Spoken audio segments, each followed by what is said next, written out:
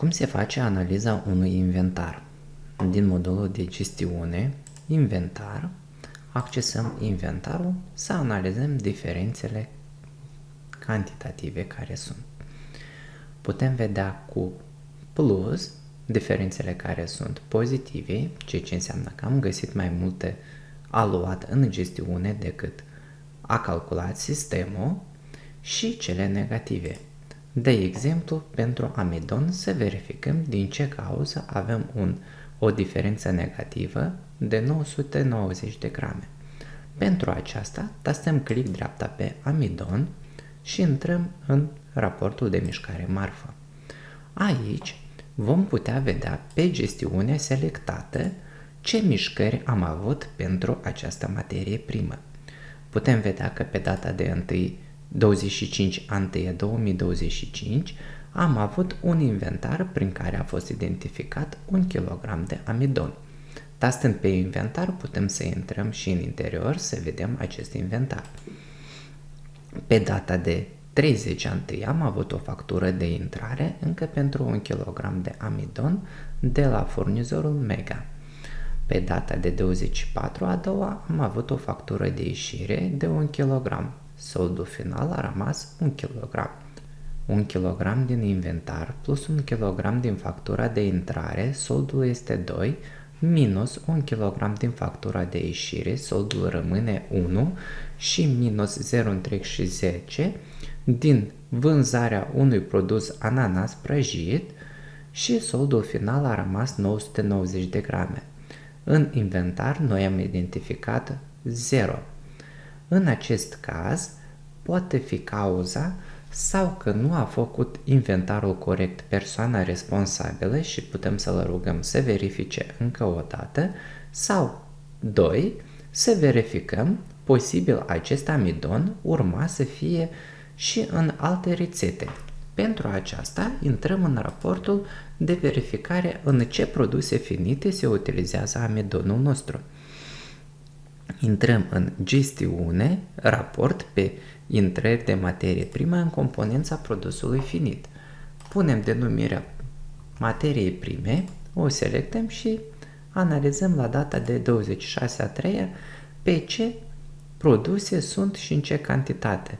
Deci putem vedea din start că pentru păpănașii cu dulceață avem cantitatea 0 și pentru banane prăjite de asemenea avem cantitatea 0, ceea ce înseamnă că a fost greșită rețetă și este necesar să accesăm rețeta acestui produs prin dublu click, rețete, și să modificăm acțiuni, editați rețeta și să modificăm rețeta pentru acest produs cu cantitatea corectă. Important este în partea de jos să analizăm care este data de început a rețetei, din ce motiv? Căci sistemul va face recalcularea a tuturor vânzărilor de banane prăjite începând cu data de 1/3 și va face recalcularea conform rețetei indicate aici. În cazul în care nu sunt toate produsele unde trebuie să fie utilizat acest amidon, de exemplu dacă intrăm în nomenclator și vedem că mai avem încă 2 păpănași care nu sunt în raportul nostru de rețete, putem să intrăm în acest produs și să adăugăm în rețetă, căci vedem că lipsă este, să tastăm acțiuni, editați rețeta, punem amidonul, punem gramajul și data de început, ca sistemul să ne facă recalcul. În această modalitate noi putem să facem analiză atât pentru partea de vânzări, rețete, facturi de intrare și facturi de ieșire. În cazul în care am identificat o eroare într-o factură de intrare sau de ieșire, tastăm dublu click din raportul de mișcare marfă și corectăm factura respectivă cu cantitatea care este corectă recepționată de la furnizor sau respectiv vândută către client. În urma modificărilor putem să revenim înapoi în interfață, tastăm butonul actualizați și vedem că raportul nostru s-a actualizat și putem să facem o analiză privind stocurile corecte. În cazul în care am făcut analiza facturilor de intrare, facturilor de ieșire și vânzărilor și a fost identificată problema în inventarul făcut de către angajat, revenim înapoi în inventarul nostru pentru a corecta cantitatea. Amidon, pentru a corecta cantitatea, este necesar să tastăm recalculare pentru acest produs.